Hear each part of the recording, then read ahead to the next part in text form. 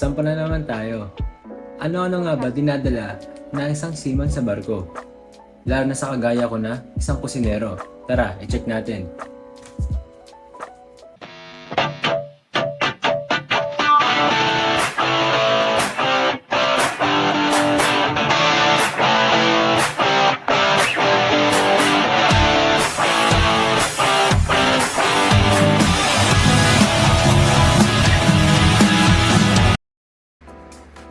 Unang-una sa listahan natin ay ang personal effects. Ano-ano ba yung mga personal effects? Ano nga ba ang mga personal effects? T-shirt, ang aking chef's uniform, chef's pants, tsinelas, brief, yung aking mga toque and apron. Yan ang mga personal effects. Pangalawa, syempre sa ating listahan ay ang ating hygiene kit, syempre, at ating first aid kit. Ito naman ang ating mga pang-hygiene at pang-first aid kit.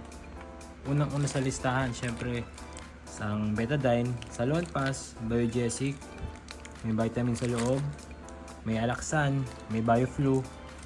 Dito naman yung ating sipilyo, toothpaste, ating mga face moisturizer, shampoo at lotion, ating mga skincare, syempre di mawawala ating deodorant at ang ating toothpick. Ito nga pala yung creatine natin sa ating pag-gym sa barko. Pangatlo sa ating listahan, syempre, ang ating kitchen tools. Isa to sa pinaka-importante bilang isang kusinero. Ito naman ang ating pang kitchen tools. Unang sa listahan, hand blender, pang kaliskis ng isda,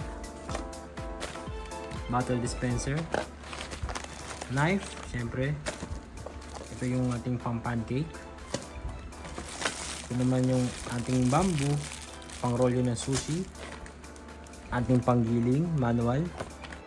Syempre, hindi rin mawawala sa ating listahan ang ating mga gadgets like laptop and cellphone.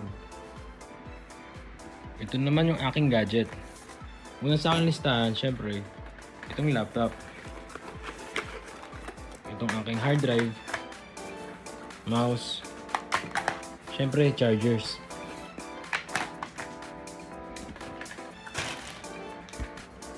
Pang-apat sa aking listahan, syempre, ang mga Filipino snacks. Ito yung madalas na nang-miss namin pagkain dito sa Pilipinas. Ito naman ang ating mga snacks. Chocomucho, corn hip, boy bawang, siga, cream o. Marami minsan nami-miss natin sa barko ang mga pagkain Pilipino. So talagang nagbabakan kami mga seaman yan.